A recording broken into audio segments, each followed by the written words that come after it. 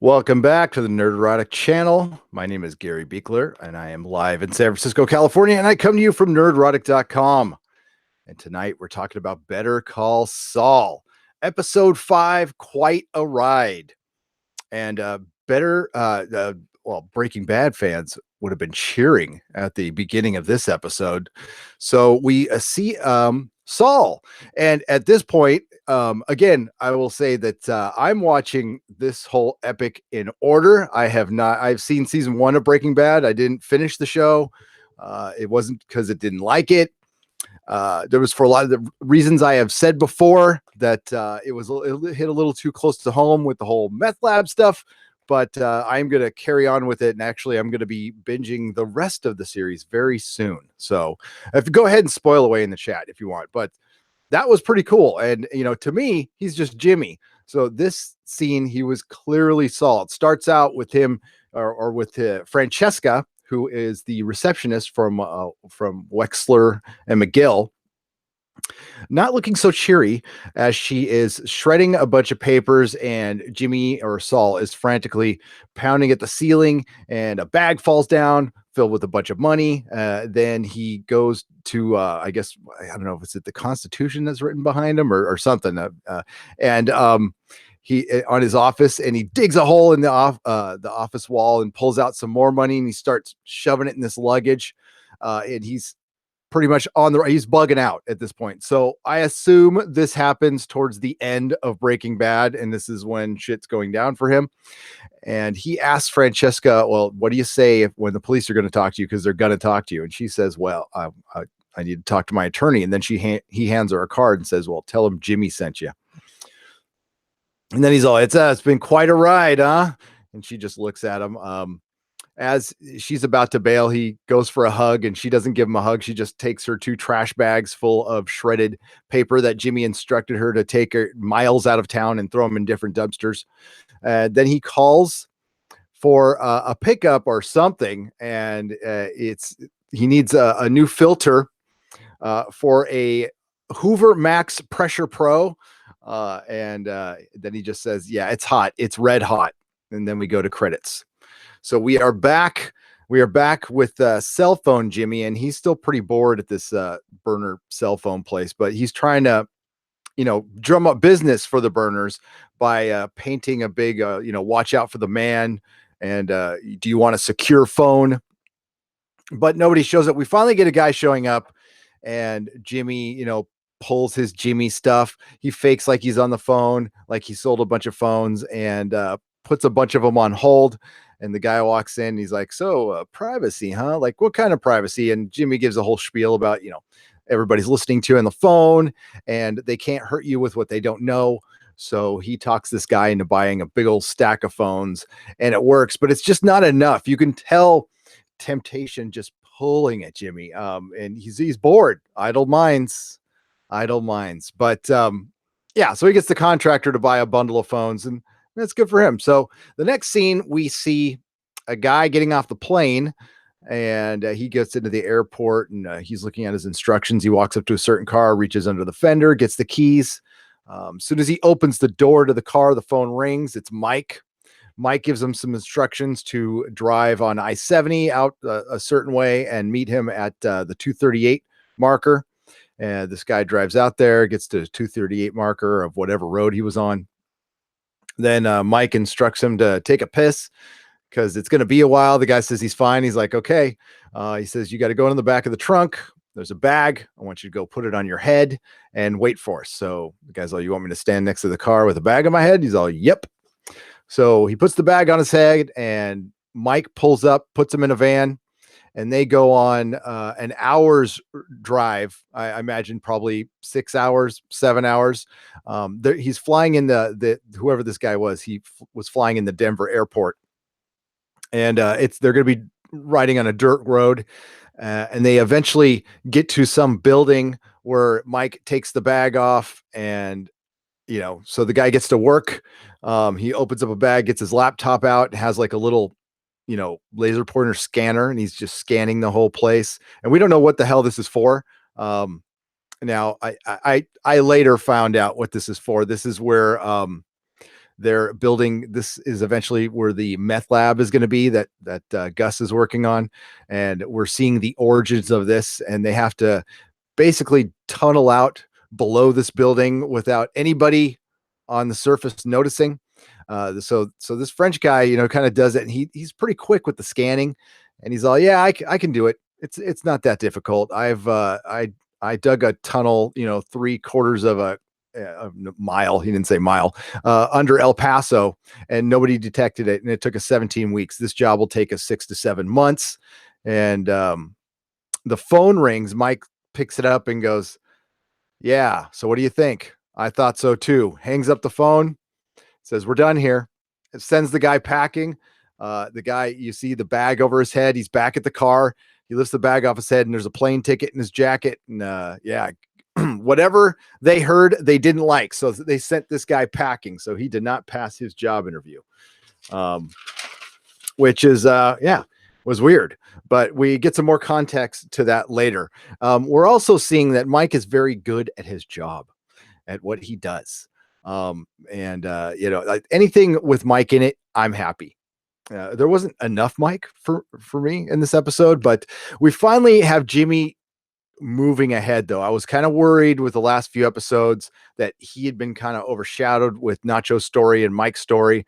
And this one, we can see the downward spiral, or the origin of Saul starting to happen. And it's interesting. I kind of think, is this the episode we get to see Saul? But I don't know if we're going to see Saul for a while now, I'm thinking. So we get when the guy was talking, he's talking about blasting and stuff. And before Mike had sent him packing, he said, you're not going to do any blasting? He's all, no, it's not necessary. So yeah, maybe they weren't happy with how quick the French guy went through it. And maybe they thought he was full of shit and was just going to take the money and run. Who knows? I wouldn't do that to Gus, but you never know. So now we see Kim Wexler, and she's in court, and Kim is a defense attorney. She's now working as what we call in the business as a dump truck. A dump truck is a court appointed attorney. So it's a derogatory term, but that's what the inmates call court appointed attorneys. They call them dump trucks, at least here in California, they do. Kim had been observing last episode, and yeah, she's incredibly bored with her bank job, as is Jimmy with his current job. They're going through very similar things right now, with different trajectories, but yeah, she's questioning why she got into law, like why just this one client thing. It's really secure, but it's not challenging enough for her. So she's spending her free time as a court appointed attorney. It shows her dealing with the DA, or the prosecuting attorney, with some kid who did some minor crime, but he was going to look through some jail time. And she basically stares the prosecuting attorney down, talks him down from 18 months in jail to, I think, 4 months of probation, which is pretty great and unheard of.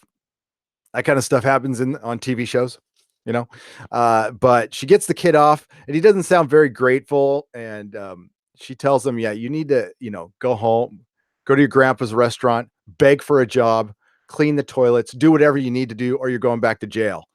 And we really don't know if it got through the kid's head or not, but the whole point was to see that, Kim is kind of screwing off right now. And it's probably not what she should be doing at the time. And you see her later on, you see her paralegal coming up going, hey, we got, traffic. We've got to get back in like 15 minutes. And she's all, okay, I'm going. So she's pushing stuff to the last minute, with her real job doing this court appointed attorney thing, which makes her nothing, by the way. They get, sometimes, as you saw with Jimmy, sometimes under $1,000 per case. So yeah, it's where the new lawyers go, basically. So they worked out a deal, and the kid takes off. We see Kim and Jimmy together. The only time this episode, she has to do some work, and Jimmy wants to watch Dr. Zhivago, and it reminds us all when we saw them sitting on the couch of the dark days of television prior to DVRs, when we had to sit down and be there at the right time to catch an entire movie. It was all about timing back then, and it was all about flipping channels. And how many times did all of us just see half of something or a quarter of something? So yeah, things are different nowadays. You kids got it so easy. Damn it. Um, so yeah, Kim's got to work, so she leaves Jimmy to watch Dr. Zhivago alone, although he reminds her that it is her favorite thing. Lots of handsome men in the snow, which is good to know.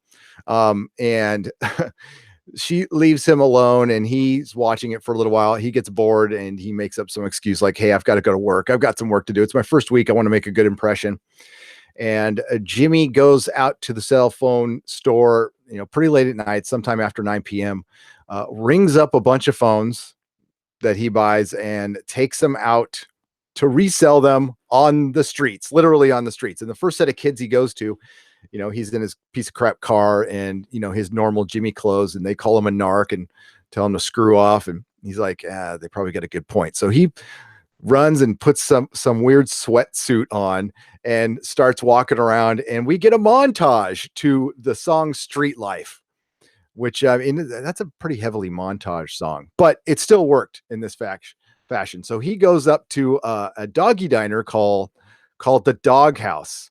Very subtle right there. And he starts selling these burner phones to everybody. And, he does very well. He does very well. And then a motorcycle gang rolls up and clears everybody out. And at first, Jimmy's going to bail out. And then he's all, he sees he's got a few left, and he goes over to the main guy, asks him where he got his ink, and was one town off. And you could tell he's like scared shitless. But he ends up selling the phones to the motorcycle gang, and he's feeling pretty good about himself. In the meantime, the kids he went to up, at the first time, told him to piss off because he was a narc. We're observing him the whole time, and they jump him at the end and take all the money. And he made a shitload of money, and they took all of his money. So they rolled him, which was fucked up. And it also a reminder of that life. It's yeah. And I love they kind of heavy-handedly, but they showed the reflection of the doggy. I say doggy diner because we used to have a doggy diner here in San Francisco. I'm sorry if that comes out, but it's called the Dog House. And they show it in a reflection of a puddle. Not so subtle, but still really good photography. Cinematography, which you get a lot of in the show. It's really well done. Well done show. But yeah, poor Jimmy gets jacked by a bunch of little punks. And I was half thinking like the rest of the show, we're going to go after him. But no, Jimmy just kind of takes it. He goes home, tells Kim he got mugged. But this is where we see Saul origins coming, because it's not like him getting kicked in the face and the ice pack on his, on his rib cage and stuff. It's his pride. Ice cannot make that one feel better. And you see him sitting there, just questioning, like, even he went back, he tried to get a little taste of his old life and failed miserably in the end. So, and maybe the hope of like that he could go back to that, well, maybe was the last thing keeping him going, but he finally says to Kim, maybe I should call the shrink, and it seems like he really is thinking about it. And the next scene, we see him washing the whole thing that he painted on the window last episode about the man, what about the man, and you want a secure cell phone. And it looks like he's just kind of given up, which is, you're wondering what's up at this point. So with next scene, we see Kim trying to save somebody else, and she's actually going to somebody's house, and she's looking for a girl named Denise who's late for court. She got her court date pushed back. The girl Denise says she doesn't want to go to jail, and Kim, explains to her that, I can't promise you're not going to get jail time, but if you don't go, they're going to put out a bench warrant and you're going to go to jail. So you need to get dressed and go. So the girl's like, fine, I'll go. So she goes to get dressed, and meantime, King gets a phone call, and it's from Mesa Verde. And they're like, hey, we got a big problem with some of the papers you filed. We need it fixed now. You need to come. And Kim's like, I can't right now. I'll be there at 4:00. And I'm sorry. And then she hung up on them, which is bad. Denise comes out and she takes her to court. We don't know what happens, but I assume we don't know. We don't know what happened. We see Kim later going to Mesa Verde, and she talks to Paige, who had called her earlier. She'd gotten there right around 4, and Paige, she's like, "I'm here. Let's go." Kim's like, "I'll fix the problem." Paige is like, "Nah, too late. We already did it. We called in everybody. We fixed the problem, and we are not the client you hang up on. We're your only client. This is a pretty good deal. Don't screw it up. Mistakes happen, but don't ever do that again." And yeah, Kim was like, I'm sorry, and that will never happen again. And Paige just questions, is your head in this? Because we really need your head to be in this since we're your only client. So maybe that was a wake-up call for Kim, but very similar things happening to Jimmy and Kim, little wake-up calls about, questioning whether they're on the right path or not. And at this point, it's, you got both Jimmy and Kim got to ask themselves, are we on the right path? Do I want to continue this? Or do I get fired or do I quit at this point? Because it clearly is not good enough for either of them. Mike, in the meantime, is taking out another guy for this job interview. They're in the van, except this guy isn't playing it so cool. This guy's getting car sick. And they take him into the building, take the bag off his head, and instead of bringing out just a laptop and a scanner, this guy does it old school. He's got a tape measure, he's got a book, he's writing everything down, and what they're trying to figure out is, tunneling under this building without anybody noticing up front. They've had a geological report about it, but this guy is way more real. You see him muttering to himself, and he starts telling Mike, like, this is going to be hard. This is going to be expensive. I could do it this way, but the thing is, you really need to do it without anybody knowing. And Mike kind of nods, and he's all right, I'm going to have to take out like 200 cubic yards of dirt, and I'm going to have to refill it with 150 cubic yards of cement, or no, 1,700 cubic yards of dirt. I'm sorry, which is 200 loads. Movie Finobi, thank you for the $1.99 super chat. Gary, thanks sharing yourself and emotion with us today. Of course, no problem. It's just another day. But Movie Finobi, thank you very much. I really appreciate it. Thanks. You are too, Movie Finobi. Thank you. So the engineer is talking about the support structure and like having to bring in I-beams and like legit stuff. And he tells Mike, basically, he's like, listen, we're going to have to blast, unlike what the last guy said, we're going to have to blast. We're going to have to do all kinds of crap. This is going to be next to impossible, and then we see Gus come out, and Gus walks out and says, so is this something we can't do? He said, difficult, expensive, but not impossible. And Gus introduces himself in German, and the German engineer was very happy he was speaking German. And I think, Gus is just old school, and he's into detailed people. And he saw that the other guy might have been great for the job, but he saw that this guy was being real with him, wasn't bullshitting him. A real structural engineer, and it just basically said, it's a real contractor. That's the kind I tend to believe too, though. Don't believe a contractor is going to tell you he's going to make stuff cheaper for you. That's just not how it works, ever. And there's always a 2-week delay, and something's going to cost an extra $200 to $2,000. Believe me, I've had my share. So the next scene, we see Jimmy, and he's going to check his probation officer, and he sees Howard in the bathroom. Howard freaking out. And Howard tells him, I have insomnia. Have you ever had insomnia, Jimmy? And Jimmy's all, no, I wouldn't wish it on my worst enemy. So Jimmy asks him why he has insomnia, and Howard checks himself this time. He's like, I've told you enough. It's cool. So Jimmy, in a weird move, offers him the number that Kim gave him for a shrink. And then Howard says, no, I've already got a shrink. And then Jimmy's all, you do? Is he any good? And Howard, the most unconvincing thing ever, Howard's like freaking out going, yeah, he's a really good shrink, and walks out. And Jimmy's all, ugh. So he takes that number, rips it up, flushes it down the toilet. And then he goes to see his probation officer, where he tells him what he's been doing. He's getting a job now. He's working 31 hours. Everything looks good. And the probation officer, well, what are your plans after this? And Jimmy says, planning this out loud while he's doing it in his head, not necessarily talking to the probation officer. So I'm going to, for the next 10 months, I'm going to come in here the first Monday. I'm going to keep up my hours at work. And in 10 months, I'm going to be a lawyer, and I'm going to get my partner back, and we're going to get a bigger building.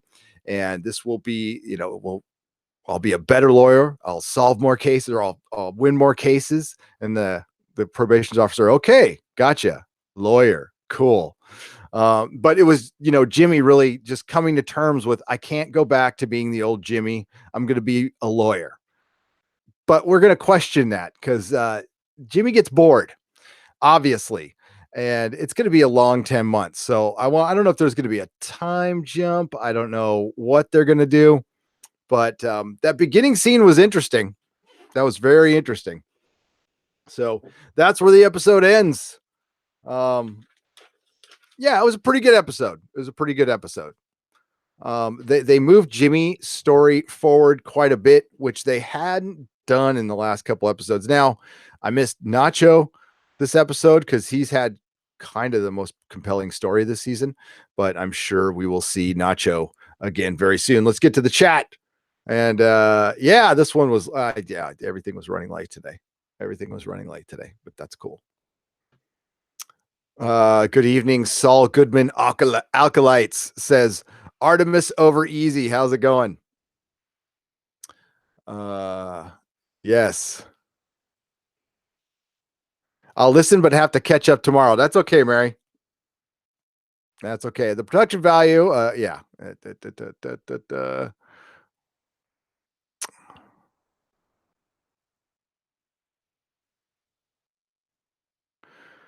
And get through the chat here.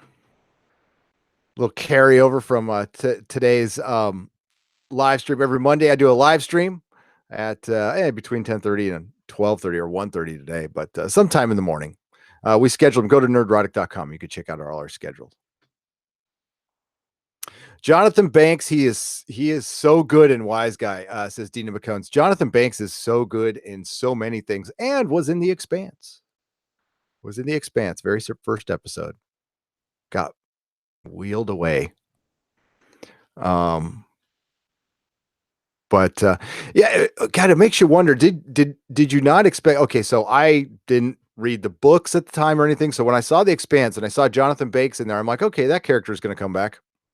Nope.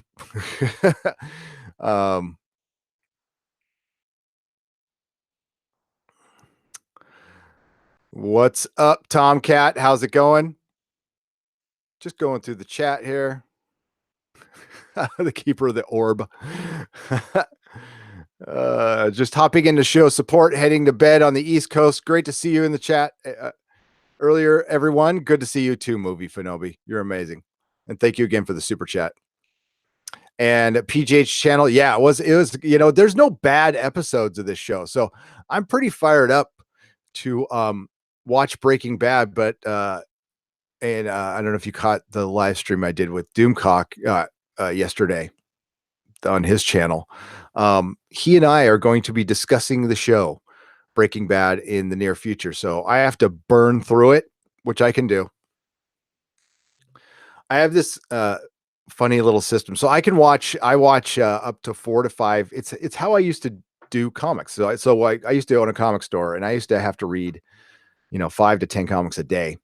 And you just got to get really creative with like getting time to read. Like I would take a 10-minute break at work, read a few pages. That's kind of how I have to do this with TV. Like, at the gym, I can take in basically an episode while I'm doing the cardio. And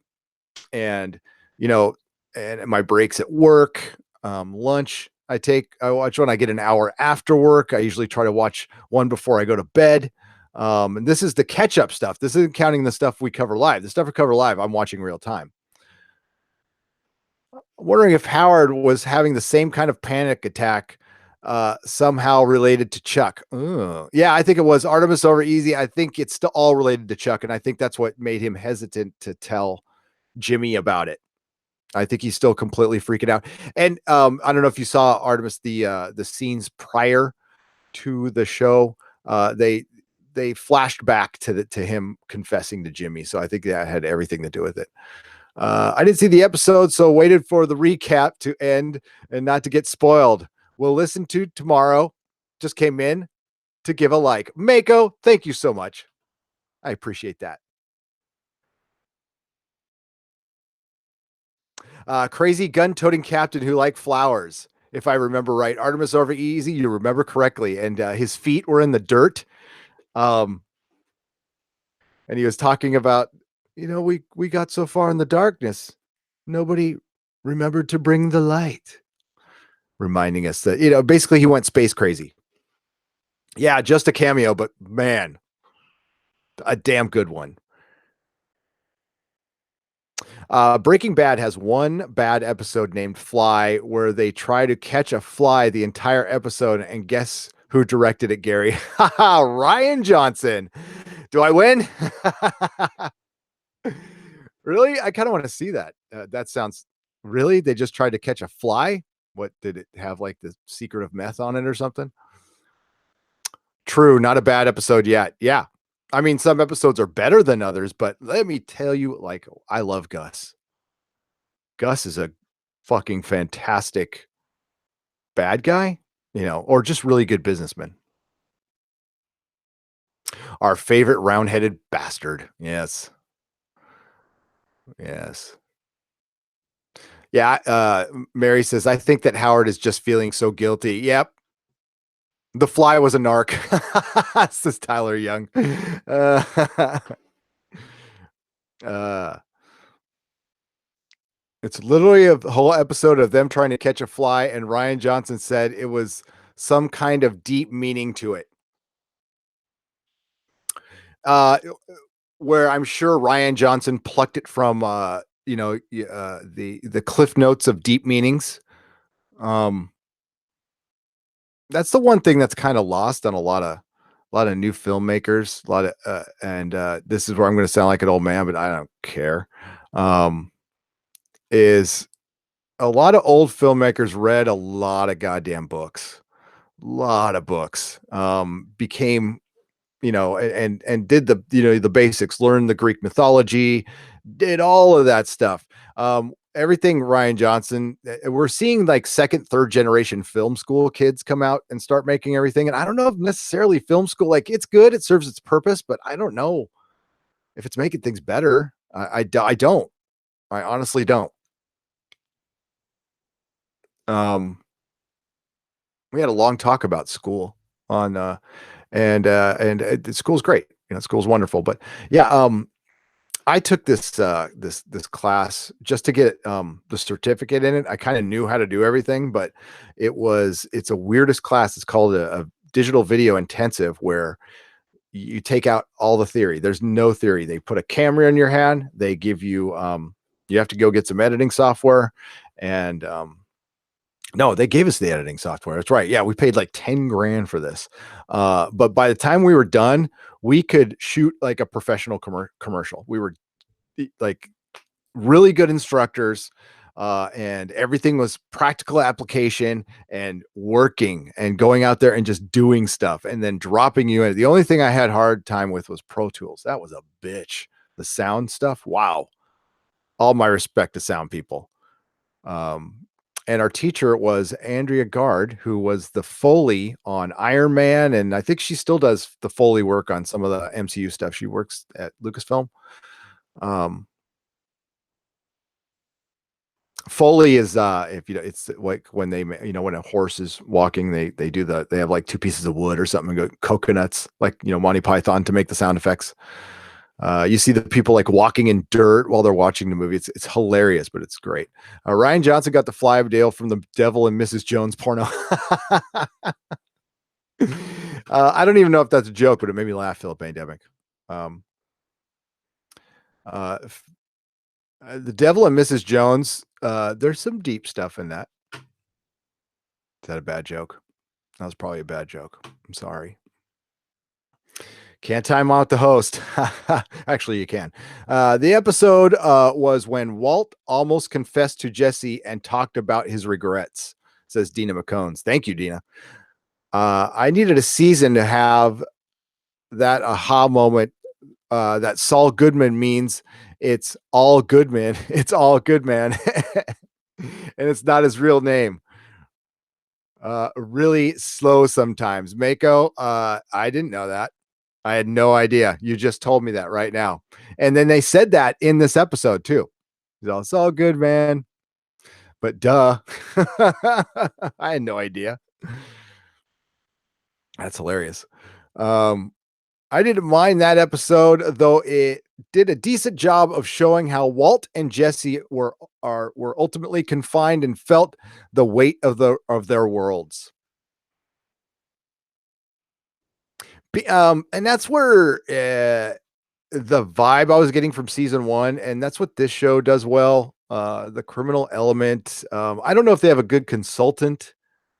They have to, because there's certain things they do right that I mean, like other places, other shows would not think of, would not. So they have to have some kind of consultant, I'd imagine. I'm trying to remember that episode. My most memorable Breaking Bad episode is where Jesse and Walt drive out to the desert in the RV, and the RV battery dies. Played TV on the radio song. TV on the radio. Saw them at Coachella.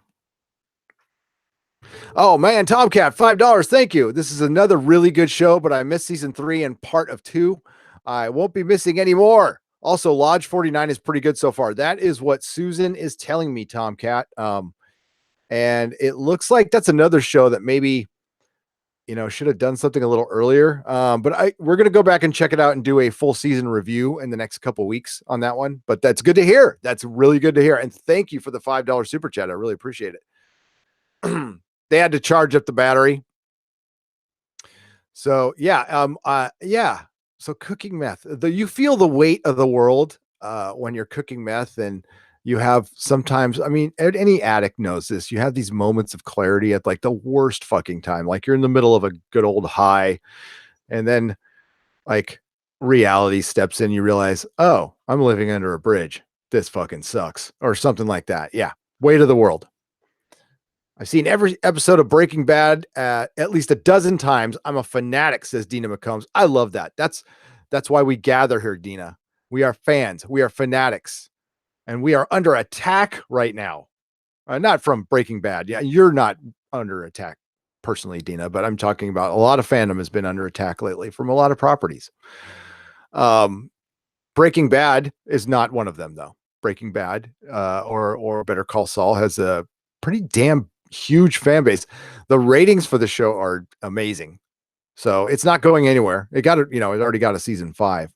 But I'd love to hear, you don't have to answer it now, but if you want to answer in the comments, how long do you think the show's going to go on? Give me your predictions. I'm going to say 7 seasons, maybe. I don't think it's more than that though. Cause then you're going to like, how long are you going to be trapped in the early 2000s? So yeah, the bathtub episode. That's the one where my wife dipped. And I was right after that. Wow, Artemis over easy, $10. Thank you. Really appreciate you covering this show, Gary. Not many YouTubers do such a good job as this channel does with the content. So thanks, man. That is, $10 and then that praise. You humble me, Artemis over easy. You know what makes this channel special? No bullshit. It's you guys in the chat. Period. End of story. That's what makes this channel special. We have such a fucking awesome group of people. And we love to, we're not a clique. Okay. So like all are welcome. Come on, join us live if you can. I know it's hard for some people, but we have such a nice group of people and it's cool. And yeah, sometimes we get a little salty to each other, but it's 99% of the time it's respectful. So it's a cool place. You know what? It's normal freaking people in here. As normal as we're going to get, which isn't very normal, but you know what I'm talking about. Lodge 49 reminded me of Dirk Gently, only not as funny. Everything is connected. Oh, you know what? I can wrap my head around that, Philip A. Demick. I like Dirk Gently. I did. It wasn't anything like the book, but that's fine. That's okay. I'm a huge fan of the books. Do you think that Chuck McGill was a bad person, Gary? People seem to hate him, but I think he was more of a sad kind of person who needed help. I 100% agree with you, Mako. He was not a bad person. He was a sick person. Um, he was a driven person. He had the weight of the world. Oh God, I hate to do this to my poor sister. He's not. My sister doesn't isn't a jerk, okay, but my older sister had to put up with a crazy younger brother. All right, so I really that's what I maybe I'm projecting that on Chuck a little bit, Mako, but it reminds me a lot of what my sister had to go through just because she was the good soldier and she had to stand in between me and my parents. And she felt like maybe that like I drew so much attention because I was a problem that she felt like left in the cold. We had to deal with a lot of this. So I that's what I see that Chuck had to deal with. Chuck, that's why he became so successful and driven is because he was driven for attention, possibly. Um, I could be wrong on that one, and I think it's tragic. It's absolutely tragic what happened to Chuck, especially the lantern, the episode, the lantern, Mako, and what gave it weight was the beginning of the episode when you see Chuck talking to little Jimmy and just telling him a story in like what happens. You know, what's funny is right before Better Call Saul started, the end of Godfather 2 was playing, and that was a nice little transition. It's similar, it's right at the end of Godfather 2 when he's sitting there thinking about killing Fredo. You broke my heart, Fredo. So yeah, it's a loss of innocence. What happens? Total tragedy. This whole thing's a tragedy. I mean, we're kind of watching it cringing, right? Going, "Oh, this is not going to have a happy ending." Maybe for like Nacho. Maybe like Nacho get flies out to a Caribbean island and just lives a good life with his papa. But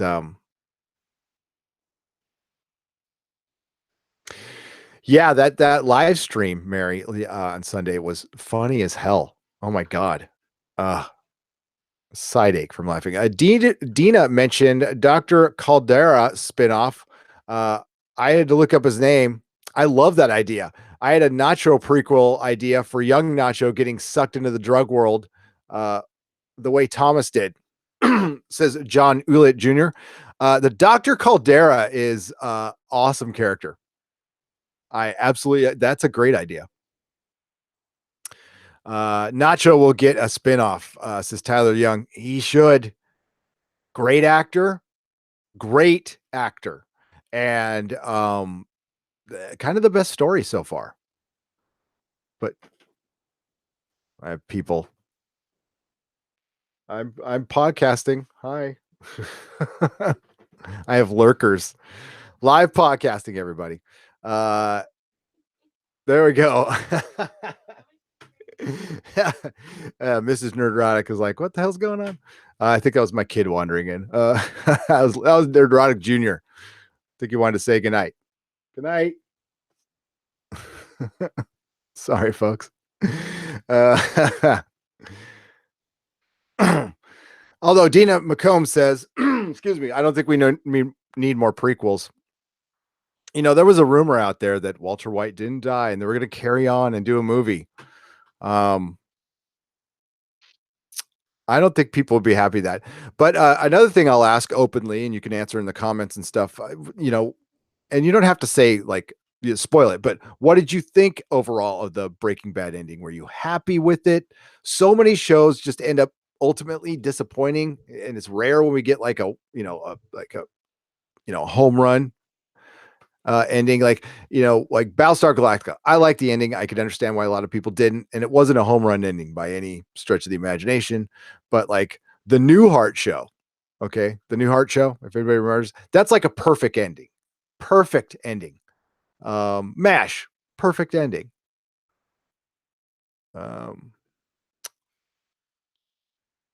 Salamanca. I just like saying Salamanca. I think that was Nacho's bag of money Saul had, says Tyler Young. Ooh, in the beginning. Huh. Well, that sucks for Nacho. Maybe Nacho had another bag? I completely agree, says Mary Ashby. He pretended to be okay, but he wasn't. He was so tragic because it's on purpose. He loved Jimmy, but resented the hell out of him. I added that in. Yes. Love and resentment don't mix well. Lots of passive aggressive comes from that.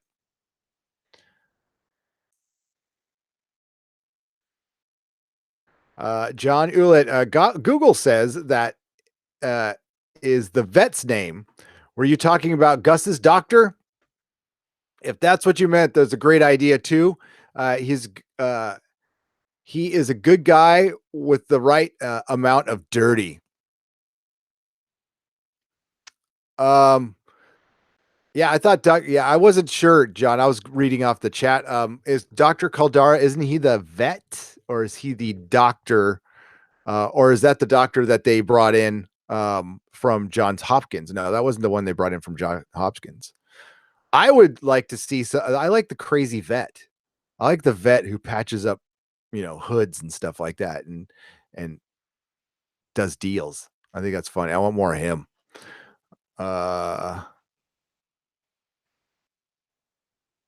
I bought Dirk Gently because anything you're saying they have been re-airing Dirk Gently and I DVR most of season one so far, all of season two that aired again.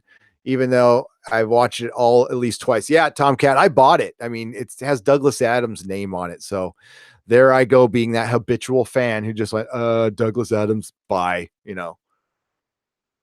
That's not good. I've been preaching against that. Then I can't. What? You mean you're not alone in a basement? Mecha Random, I am not alone in a basement. I am not a dweller of basements. I know. He got me. Somebody on Twitter called me a basement dweller. I'm like, ooh, I have been served. You really got me. I'm going to quit now. Quit YouTube. Quit it all. I have been slayed. No. I mean, I have a basement, but you know, that's where I hide up. Never mind. Uh,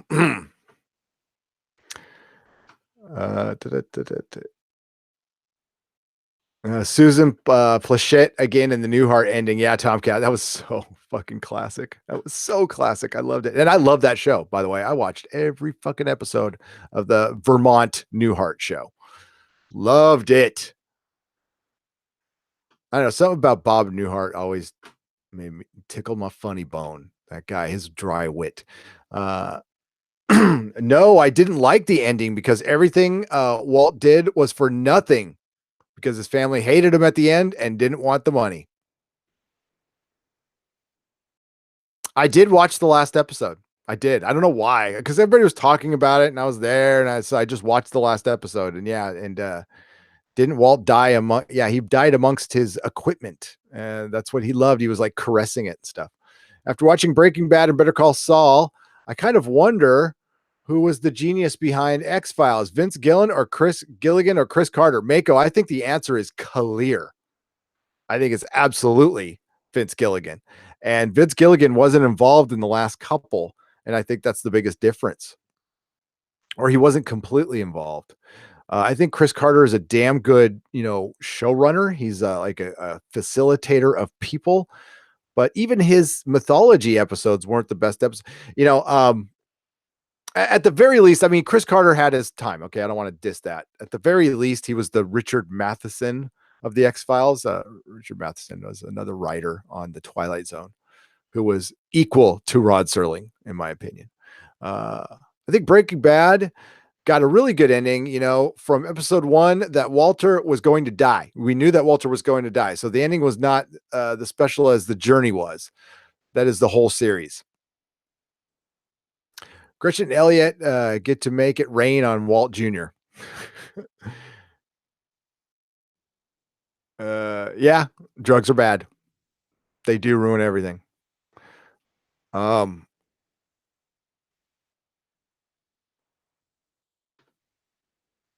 But you could look at it this way. His family's not going to miss him now. Maybe he did accomplish something in a very dark, bizarre way that his family hates him, so they won't be hurt of the loss of him. And yeah, maybe mission accomplished. His poor son, though. Yeah, that's right. It's my brother Daryl and my other brother Daryl. Yes. John Ulett. Breaking Bad wasn't the ending we wanted. It was the ending we deserved. LOL. Yep. Vince Gilligan. Fuck yeah, Vince Gilligan. Spoilers for me. I haven't seen it.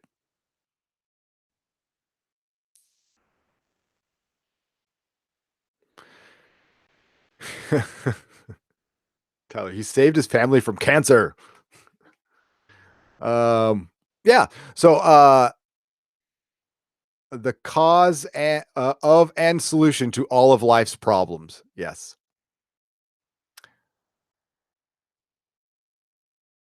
The two doctors each gets a spinoff. Why not? There's two doctors, each gets a spinoff. Why not? Why not, John? Why not? Okay, so I'm going to wrap this one up, folks. Thank you for joining me tonight. Really appreciate it. Love having company for Better Call Saul, and really, I gotta thank everybody in the chat. By the way, hello, Rover, USS Rover, Mary Ashmead, Ken Jack Ben, Matt S. How are you? Dina McCombs knows her stuff, and that's great having Dina here. Thank you. Tyler Young, Felipe Diaz, Mako, Tomcat, Mecca, Random 42. Man, she's always coming in, pinging the live streams. That's awesome. Right there with Mary. I will thank the super chats in a moment. So many. Philip A. Demick, PJ's channel. What's up? What's up, PJ's channel? Do you have PJ? Do you have a channel? Should I be checking that out? I'll check it out. I'll check it out after the podcast. If you have a channel that like is a thing, if you guys have channels, let me know. We will spread the love. Okay. If you guys are doing YouTube channels, I'd love. More is always enough. Johnny Pappas, my good friend Johnny Pappas, who I met in San Diego and is just the nicest guy. I didn't read those chats earlier, Johnny. I'm sorry. Well, I'll message you, dude. I will message you. So yeah, and let's thank the super chatters who are freaking awesome. If I can somehow get that to display. Oh, that's why. Random, I hope I didn't step on your stream too much. I did try to wait as long as I could.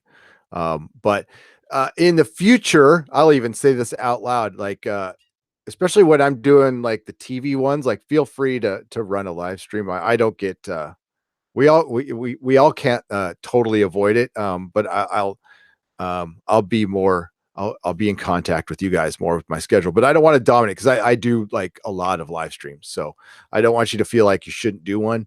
I will not get my feelings hurt at all. I want you to live stream as much as possible.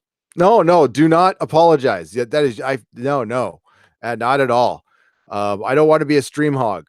So yeah, I'll let you guys know the schedule. We can work around it, but especially with like the TV recaps, because they're totally different from open live streams. Like, feel free. It's all good, right? Mecca, you're always cool with me forever. Trust me. Unconditional love here. R.I.P. Satan. Tyler Young, R.I.P. Satan. Oh, yes, that's right. Satan's dead now. Yes, preacher. They killed him.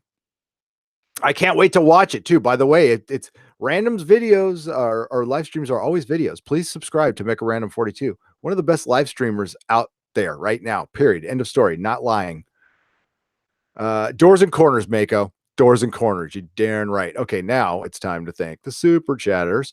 Who were Artemis Over Easy, $10, Tomcat, $5, and Movie Fanobi for $1.99. Thank you so much, everybody. Everybody, have a wonderful night. Sorry, I'm not going to run the patron video. I'll do it next one. We got a new patron. Tomcat is our newest patron. Welcome, Tomcat. Thank you so much.